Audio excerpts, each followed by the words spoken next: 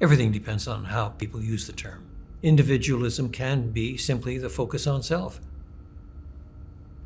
In certain contexts, it would be very difficult to have a deep difference between the two. Individualism may be a good thing in that it may be encouraging people to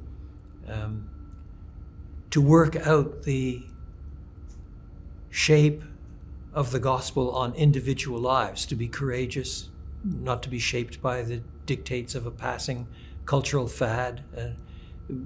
Be an individual, stand on your own 2 feet, stand up for Jesus. That can be a form of individualism. But it can also be a focus on self that forgets that Christians are called to follow Jesus, to take up their cross daily and follow him, to die to self-interest, to love the Lord because he is the master and king. I am under his authority. And individualism against that is really a form of self-focus. A lot of people are worried today about too much individualism in Western culture, over against such focus on self-interest and what I want to do to please myself, what I do with my time, what my priorities are, and so on. Then we're supposed to live lives that die daily and take up the mantle of Christ's lordship and so on. But I sometimes think in more perverse moments that the problem is not so much individualism today as groupthink.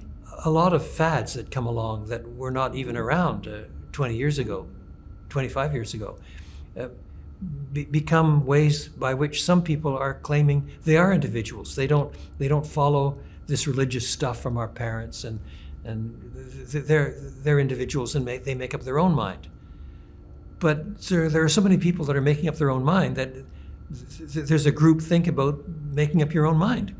And there's a form of individualism that is proud of the fact that they're not individuals. So again, none of those expressions is intrinsically controlling. It depends on the person with whom you're talking. Even in Christian ministry, there are some ministers of the gospel in local churches who do things as they've been taught. They're faithful, they work hard, they're good and honest workers, and they love the gospel and so on. And there are others that are mavericks. What can I say? If you stopped this tape right now when I'm talking and had a little chat amongst yourselves about whom do you know who is a maverick for the gospel, I bet you're already thinking of 2 or 3 names. People that are creative. They do things I would never do, but the Lord raises up his mavericks too, real individuals.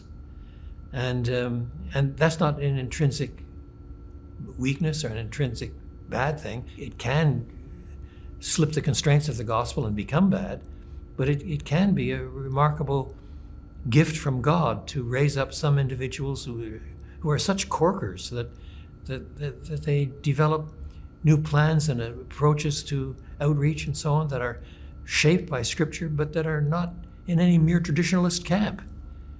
In that sense, we need some individuals, which is merely a way of saying I don't think we should spend a lot of our time on debating whether individualism is good or bad, because it depends on what you mean by individualism and the context in which you are called to work.